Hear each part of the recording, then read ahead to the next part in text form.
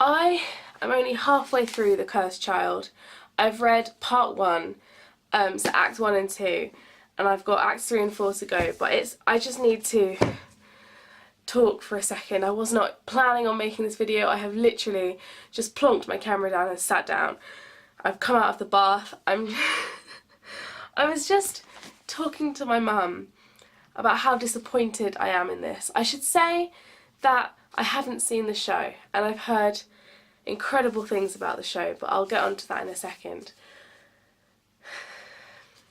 While I was telling my mum some of the basic plot points of this and why I think it's bullshit, I just started crying. And I'm going to do it again, apologies if I do cry, but it seems ridiculous, but things, whatever they may be, a band, an actor, a film, a franchise, a series of books, whatever it may be, a TV show, a YouTuber, they get into your life and they become your life. I have a few things that I am a humongous fan of, and of those they are Doctor Who, Harry Potter, Wicked, and I suppose It's Way Past My Bedtime on YouTube. I'm a huge part of all of those fandoms, and if something is done badly in those fandoms, I take it personally. But you can critique something and you can laugh about something that's bad and appreciate something that's good, and that makes you part of the fandom. And I remember when all of the Alex Day scandal happened. If you don't know who I'm talking about, he was a YouTuber. I think he still is a YouTuber, but it turned out he was a sex abuser. And it completely broke my heart. And because I'd invested so much of my life into watching his videos, and I bought his songs and, you know, went to his gigs and things, so it was a personal offence. And the same can be said for this. I feel like I'm being really overdramatic, but the story is absolutely ridiculous. So much so that before this came out and it was just the play with hashtag keep the secrets, a friend of a friend at university when I went to visit showed me this plot that had been posted online. It was really long and I read through it half while I was drunk and was like, no, this isn't real, this isn't real, this can't be real, this can't be real. And I read the second half while I was sober the next day and I thought, yeah, okay, this isn't real, and here's why. These plot points don't follow the laws of the wizarding world that we know. So it is not real, it's a parody. That's fine. And then I started reading this a couple of days ago and I thought, this is mental. And a couple of scenes in, and it was absolutely solidified for me at the end of the first part. I thought, this is a parody. They have released this as a big joke, and then when they make the film, people will go and see it still because they'll pay money, or they'll announce it beforehand and everybody will realise that this is all just a big joke and it's not real. And the play is a different storyline, or when it comes out through some review. So I went and I watched a spoiler review of the play, or at least part of it, and no, it turns out this is the fucking real story. Now, I've heard only incredible things about the play. I've heard that the actors and the set and the special effects and all of that stuff is the most incredible thing you will ever see, and that's amazing, but I no longer am interested in spending my money on that, and that is such a shame because the actor who plays Harry is one of my favourite theatre actors ever, and I was so excited and I was so ready to sit down every Friday and try and get tickets because I'm so determined to see the show, but no longer, because once I finish this, and I will finish it because I want to know how this shittery ends up. When I finish it, it will be going to a charity shop because it's so dramatic. I don't feel like I can call myself I'm literally sat with my Harry Potter shelf up there with my Hermione wand, my letter from Hogwarts, my massive box with like the special edition DVDs and extra paintings and stuff. I've been to the studios 3 times. I interviewed to work there. Oh, I went as Hermione to a fancy dress party when I was 16. You know, I have so much Harry Potter stuff. And right now, I don't feel like I can associate myself with this world anymore. Or certainly, I will refuse to acknowledge that this is canon. I didn't know I could be so offended by something. Earlier on today, I watched Hazel Hayes and Tim H on YouTube do a movie talk in which Tim gets so angry about Man of Steel. As a huge superhero film fan and comic book fan, he gets so angry about it because they fucked it up so bad.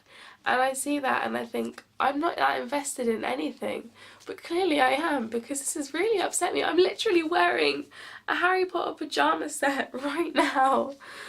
Oh my god. I know J.K. Rowling didn't write this, but I'm offended that it exists. Because I've never been one for fan fiction. I've never been that interested in fan fiction. But the little of it that I have read just to see what it's about, I always go for Harry Potter fan fiction, and you find some crappy stuff on there where they've just taken names of characters and written their own stuff, or it's badly written. Some of it's well written, but it's still just literally names, and that's the only likeness to it. And you find some stuff that's so accurate to the original stories, and not necessarily even the stories, and I can live with characters changing. It's more the what is it? It's more just the laws of magic that we know. It has to fit, because otherwise how can it possibly be canon?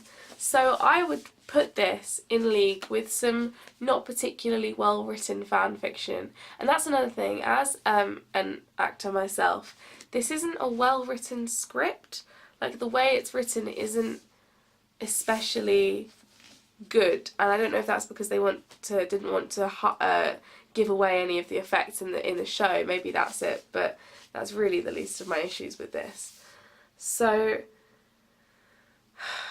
I think I'm gonna stop here, and then I'm sure you will see me talk about the rest of this and see if I've calmed down and my opinions have changed, or if I'm still really, really angry. I don't know which one it will be. Okay, I have now finished Harry Potter and the Cursed Child. It's the next day.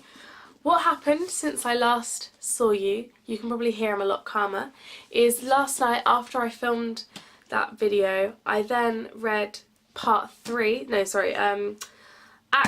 so the first half of Part 2, and today I have read the rest of Part 2, so Act 4, and I would definitely say that the second part is dramatically better than the first part. Like, it feels more convincing. I felt more engaged in who the characters were. I even felt more believing of the dynamic between Albus and Harry and some of the other characters that I had not felt in the first part. That being said, I definitely enjoyed the second part more, at least in part because I switched off my Harry Potter geekiness. So I had to literally switch off my love of the Potter world and my understanding of the plot, because, you know, and the understanding of the laws. And by the laws, I don't mean the laws of, like, you know, when you go to Azkaban, or when, you know, in the real world when you go to prison or something. I mean, like, the laws of physics, so the laws of magic.